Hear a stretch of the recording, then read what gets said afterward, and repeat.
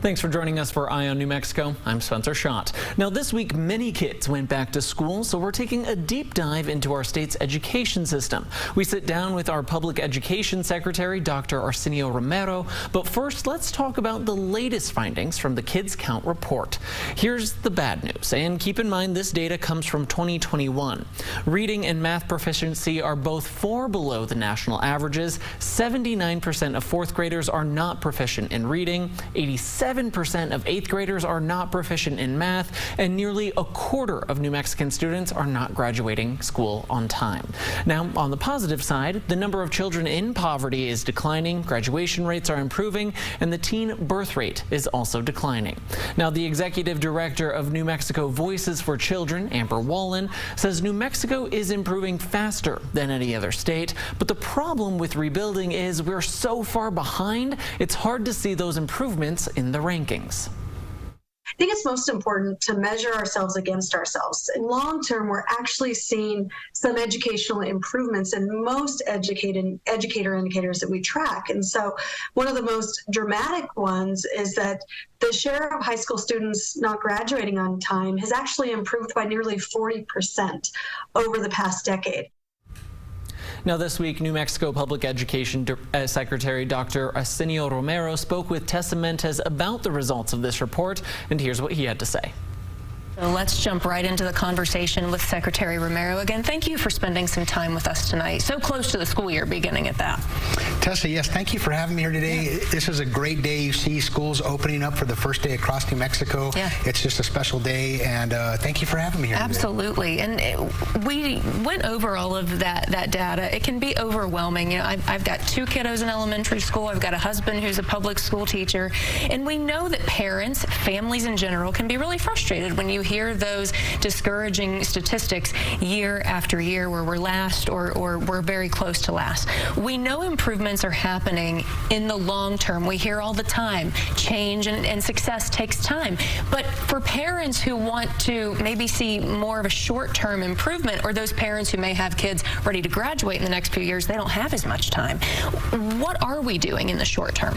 There are so many things that I'm proud of when we look at schools across New Mexico. And you're right, there's so much work that needs to be done, but the story that's been told about New Mexico is not the full story. And when we think about New Mexico, I can think about schools across our entire state where there are model programs happening in so many places. Mm-hmm. So for example, we look at, this is a place where you want to come for early childhood education. This is something where the rest of the country is going to be modeling after what we do right here in New Mexico. Let's jump to the other end of the spectrum when it comes to students that are graduating. Yeah. This is a place where we have more opportunities for career technical education. We have opportunities for students to take advantage of apprenticeships across New Mexico, working with industry and businesses. And this is also the place where you can have those relationships with our higher ed institutions to be able to get access to dual credit opportunities and go to school for free. So these are some of the ideas that we have that are just opportunities in New Mexico that many other places across the country don't have. Okay. And then we think about the middle. Mm-hmm. Well, this is the place where we have invested greatly in the science of reading. And so those are going to be outcomes we're going to see very soon happen in a very positive way. Now, we know that to improve our schools, we're going to need some action from the legislature. Now, one group, Think New Mexico, says it's going to take changes at all levels, from the classroom to the school board. Now, former New Mexico Teacher of the Year Mandy Torres told us about the group's top 5 proposals. So one of the things that we would like to see is smaller class sizes for in the early years for grades K to 3. Number 1 request, smaller class sizes like you just heard in the early years, ideally around 18 kids. Request number 2, revamp standards for preparing new teachers, including year-long residency programs. 3, preparing high school students for the real world, including classes in financial literacy and civics. 4, more training around the roles and responsibility of school board members. And finally, number 5, spending more money to the classrooms rather than to the administrators. But when we talk to teachers, they say that the money's not getting, enough of it isn't getting down to the classroom. Now, teachers in New Mexico have heard an awful lot about what they should be doing in their classrooms, and the Albuquerque Teachers Federation has their own take on what's best for kids. Matt Grubbs has the union's thoughts ahead of this new school year. Why do you think student achievement in New Mexico is so hard to turn around? Student achievement is about so many different factors. So first and foremost, what you're going to find in the research is when you have a high level of poverty, kids have fewer experiences. They have less background when they enter school. They may have a depressed vocabulary. They may not have a full belly. They may have lack of stable housing. They have all of these different things. And what we know about New Mexico is we have a very high poverty rate. The next thing you have to really look at is the science of learning. How do kids learn? How best should teachers teach? And then the way they learn is through rich engagement with hands-on learning and projects that connect ideas and connect content. We spend a lot per child in New Mexico, and we have for a while. Are we just not spending it smartly? I would say we're not quite there with our funding, and what we really need to do is add enough for locals to have some discretionary money for their priorities. Where are we now with that, do you think, as a state, as a community, with the say that parents have in what gets taught in the classroom? We teach to the Common Core state standards. That's part of state law. That's part of district policy. Those are public. We all know what those are. So the way that parent policy gets enacted in some places is more about who's included and who's marginalized. Now let's get back to Tessa's conversation with the Education Secretary as they talk about what he thinks is best for our students and our schools. Romero. So we just heard how two groups with a good, finger on the pulse here, their ideas for our classrooms. Just from what you've heard, any of those ideas feasible or already in the pipeline? I think that those ideas, these are all great things that I think none of us can argue with. We want to have smaller class sizes. Yeah. We want to be able to have teachers that are highly trained. And these are things that we're actually actively working on to make sure that we have the best highly qualified teachers in New Mexico. I want to thank the relationships we have with our higher ed institutions as we are working directly with them to make sure that we are ready to put in place the next pipeline of teachers across New Mexico to be able to fill those classrooms. Whether you're a bilingual teacher, a special education teacher, or a regular ed teacher across New Mexico, we want to make sure that you have the best training, the best experiences, the best professional development and curriculum across the state. Yeah, because our culture and just teaching in New Mexico from one district to the next is so different. We have so many intricacies. Ms. Bernstein cited the poverty level here. You have some children who school's the only place they're going to get food. So it really takes a village, I guess, it is the saying, but it's so true here in our state. Absolutely. So, really education is calling right now for our state. So whether you're a teacher or a student, a principal, a superintendent across the state, you know what your role is in this. Yeah. But I'm also asking that all of us listening tonight across New Mexico, you all play a part in this. So if you're a parent, this is an opportunity for you to make sure that you have your kids in school, that you read to them every single night, you ask them about their day. If you're a business owner, that you could be participating as helping students with residency programs or internship programs. And so there are so many opportunities. No matter who you are, you're part of the solution for New Mexico. Now our conversation with the PED Secretary continues after the break. We're talking about school safety and what can be done to keep our kids safe from the moment they walk onto campus. Now, anxiety over the start of a new school year goes much deeper than making new friends or having a new back-to-school outfit, or even getting good grades. Lately, school safety dominates concerns for students, parents, and even teachers. So Julie Frendak sat down with an APS middle school teacher to hear how our safety concerns are making their way into the classroom. Cheryl Haase is no rookie in the classroom. My dad was a teacher. My grandmother taught in a one-room schoolhouse in Wisconsin. So it's in my blood, and I really do love teaching. She's been a teacher since 1984 and a member of the New Mexico chapter of Moms Demand Action for years. The group fights for public safety measures to protect families from gun violence. Hossie is now heading into her 7th year at Grant Middle School in Albuquerque with a lot on her mind. I have a back door that I can leave open and have fans, but they don't want me to leave my back door open, right? Because they're afraid, what if a shooter comes in? And it's like, this is where we're at. Even with the fence, right? Because they can climb a fence. And even though my door has a lock, I have windows, you know? And if somebody has an AR-15, they're gonna shoot those out. I feel APS is doing everything that it can to keep schools safe. APS Superintendent Scott Elder says the district has spent almost $40 million since 2016 on upgrades like cameras, alarms, door locks, and fencing and gates. The district also just announced a $7 million investment in a crisis alert system for all school employees. Every staff member will have a button on their badge that can immediately alert first responders. APS also introduced ALICE training last year for all middle and high school students to help prepare them to respond to an intruder on campus. Which is really a run, hide, fight training. And because we really have initially trained kids just to kind of hide and hope somebody would come and get them. And now we're like, get out of there. If you can run, run. But Hossie says even the thought of it left some students stressed. Some parents have told me that their kids have nightmares because of it, and this really upsets me. In fact, it makes me angry because I feel like we're willing to put our children through this, but we can't pass more laws to keep them safe. Superintendent Elder agrees. It's a horrible, horrible thing, and it's hard on a school community, it's hard on the district, and I know it scares people. The bigger issue of guns is not just a school issue, it's a community issue, and it really goes back to work in the legislature. Until then, teachers like Hossie will look past the anxiety to the positive difference she can continue to make. I just love the kids. Julie Frendak, KOB4.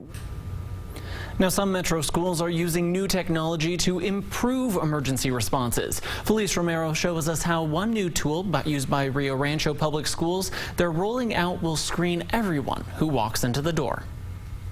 The Evolved security system will launch here at Cleveland High School this year. The district says they're always looking for ways to keep kids safe, and this will add an extra layer of protection. That one thing in and of itself is not going to keep our students safe.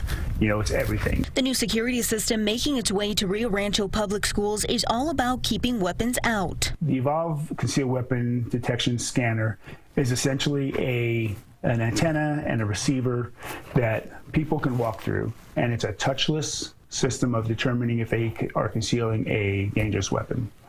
And essentially it's like a metal detector, but it is not. The new weapon detection technology will go live at Cleveland this year with a dual detector near the atrium and a smaller one near the cafeteria. As you can imagine, you know, there's a lot of bugs that we have to work at, you know, changing student traffic patterns, you know, where they come in at, where they park, how the buses let off. So there's a lot of logistics that we have to work out in that particular area. The Rio Rancho Public Schools security team wanted to make sure this would work in the district and took a trip out of state to make sure it was a good fit. And we even went so far as traveling to North Carolina and South Carolina and seeing it used in some of the schools out there. And what we told Evolva is we want to see it used in schools that are very similar to what we have. You know, similar population, similar layout, and that's what we did. And we were just really impressed with the way the system worked. Another thing the security team wanted, efficiency. Students will be able to quickly walk through the detectors without waiting in line or emptying their pockets. The key to success here is that it doesn't require you to take out your keys, any change your debt in your pocket, your cell phone. It's designed to look for certain components of a weapon, and that's what makes it different. Rio Rancho Public Schools will be rolling out this security system district-wide over the next few years. Now, while those changes are coming to Rio Rancho schools this year, Albuquerque Public Schools Superintendent Scott Elder says they're looking into similar devices as long as they don't create backups with getting our kids in the door. You think about TSA in the airport, how long it takes to get through there, and they've got multiple devices, a ton of TSA to help you there. We don't have those resources in the public schools. So we're looking at other types of devices that maybe would get more people through easily. So we asked PED Secretary Dr. Arsenio Romero what he thought of these security changes.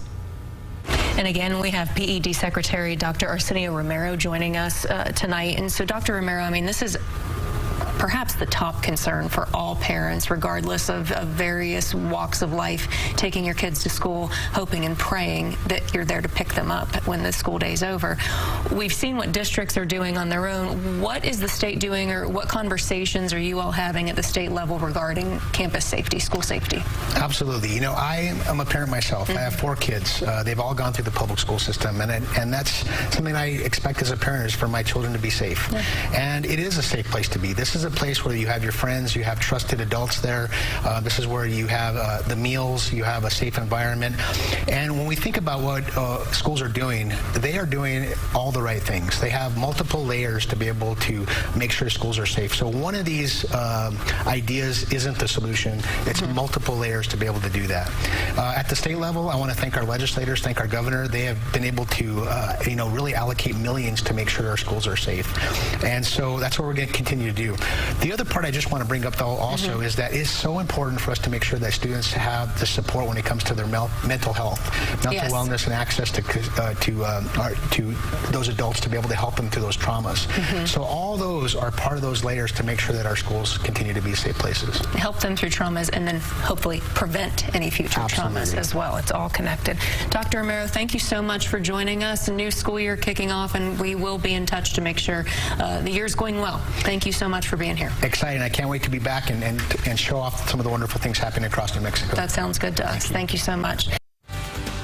Now, coming up after the break, we are sitting down with the superintendents in charge of 2 of the state's largest school districts to find out what they are hoping for, or what will come out of this new school year. We'll be right back. This will be Scott Elder's last year leading Albuquerque Public Schools. And after more than 30 years working in the district, he told Ryan Laughlin a lot of work still needs to be done. I fully accept responsibility, and as a teacher and as a principal and now as a superintendent, that's my message. Superintendent Scott Elder knows what the reports say. Too many kids in Albuquerque Public Schools are still falling behind. People talk about education like it's just a schools issue. And it is a schools issue. There are things we need to do better. We've got to provide better instruction. We've got to do a better job by our kids. Our reading and math proficiency rates aren't acceptable. The most recent data shows 1 out of every 4 kids at APS schools are proficient in reading. 1 out of every 4 is proficient in math. And for Hispanic kids, it gets worse. Especially for our children of color and children in poverty, that's not an excuse. We have to do better. Elder says he's been with APS for 33 years. And from his point of view, part of the problem has been consistency. I just think we need to stick to a plan and stop flip-flopping. He says he's encouraged by the newest plan. A lot of times people say, oh, we've given all this money to education. And it's true, they have. But they spend it most of the time. So most of the new money is going into salary. Well, teachers haven't been holding back on curriculum because they weren't paid enough. It didn't create new programs. It didn't create new training opportunities. He points to the LETTERS training, course study for teachers, so they are better prepared to help kids learn to read. That's really, really key, and I hope they continue to fund it, and I hope higher education institutions look at that and say, gosh, that needs to be a component of our training for all the new teachers coming in, so that we have that consistent instruction around reading. And that's where you're going to really see us, like you say, get off the mat. Elder says he doesn't know what's next for him, but he is proud of his career. I'm like everybody else. I beat myself up when I go wrong, but I'm at the same token, I feel good about where APS is heading. Then up in Rio Rancho, Tessa Mentes spoke with the superintendent, Dr. Visu Cleveland, to find out what the district's accomplished over the summer and what her top priority is for this coming school year. There was really no break this summer for Rio Rancho Public School Superintendent Dr. Sue Cleveland. It's been an incredibly busy summer. I mean, we've had so much to do in a shorter period of time, but we're a little breathless. The top two tasks before more than 17,000 students returned to all 21 campuses this week were staffing and facilities. And that included a major overhaul of a middle school, redoing restrooms for children with disabilities, installing new HVAC units, and a complete remodel of the Rio Rancho High School cafeteria. Getting everything in and getting the labor and getting it done, and which is now a month less than we had several years ago.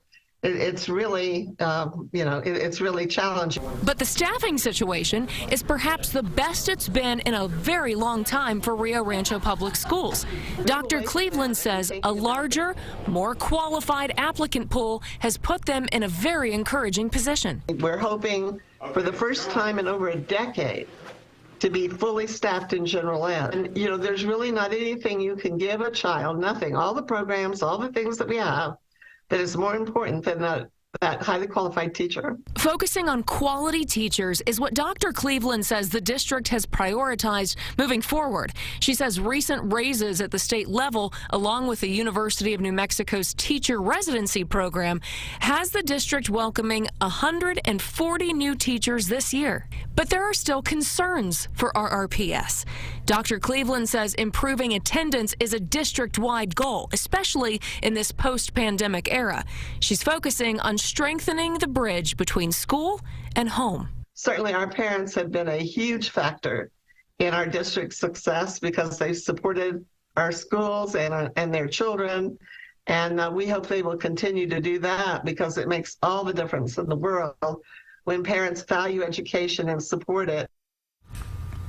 For all school districts, there are new rules and policies that went into effect this school year, impacting students, teachers, and families. So let's start with the ones lawmakers say will benefit the most people. House Bill 130 created what lawmakers are calling the K-12 Plus program. It increases the required instructional hours for all schools, meaning students need to be in school 180 days a year. That means Albuquerque students are going to start a week earlier and get out a week later. Now, in this school year, compared to last. But there are even more changes for APS high schools and middle schools. Students will be going to class later at 8:40 and 9:15 respectively. Elementary students will have an earlier day, starting all the way up at 7:30 or 8:05. Elementaries are going to see the greatest impact. Their instructional day is going to be longer, where secondary is not going to necessarily feel the impact as much. Now, a big perk for all families statewide is all school meals will be free for every single kid. Now, that bill had no trouble passing both the House and the Senate this past session, and Governor Michelle Lujan Grisham eagerly signed it into law earlier this year. Senate Bill 4, universal meals with all the accountability measures and support of local producers and farmers, is now the law of the land. Now let's look at the 3 new laws changing educators' pay. First up, state lawmakers approved a 6% raise for all teachers. Governor Lujan Grisham says that this makes New Mexico teachers the highest paid in the Southwest. There's also help for educational assistants. House Bill 127 increased the minimum pay to $25,000 a year. And House Bill 533 requires all school districts to pay up to 80% of educator health care insurance. Now, finally checking in with APS earlier this week to see if they were ready for the kids to come back. While school officials said yes, there are concerns about the cooling systems with this heat wave we've been going through and how kids will be transported to and from school. So let's start with that. APS has been holding job failures all summer long. The district transportation supervisor says many of these events have been a success as they've hired multiple drivers, but they're still not where they want to be compared to covering all routes. We're a lot better than last year, but we are still looking about for 30 drivers to fulfill.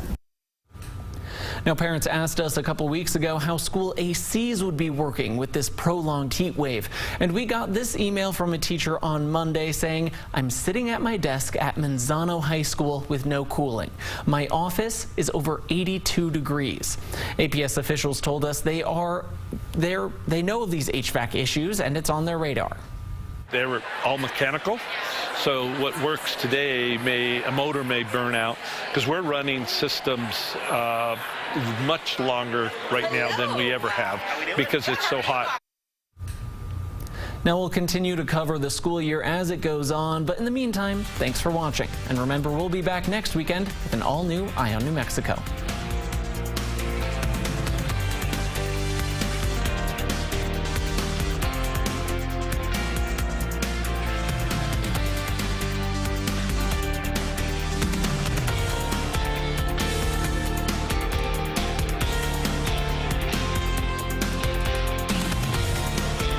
Because car wrecks don't take the weekends off, neither do we. And don't wait till Monday to get the help you need now. At Lerner Road, we're available to take your call 24/7 and get you the help you need right now. Lerner Road can get you more. Call 544-4444. There's nothing more satisfying than hitting every green light on your way to work, except for hitting every green light by purchasing a car from Green Light Auto Sales. Green Light Auto Sales makes it easy to get you in a quality pre-owned vehicle. If you have a job and a down payment, you have the green light to drive away in the car, truck, or SUV of your dreams, and drive away with confidence with the 12-month, 12,000-mile powertrain warranty. Go to greenlightautonm.com where every sale gets the green light. At California Closets, we believe every space, large or small, deserves a custom solution. Great design comes from listening, collaborating, and problem solving. We had the most wonderful experience. Our designer was outstanding to work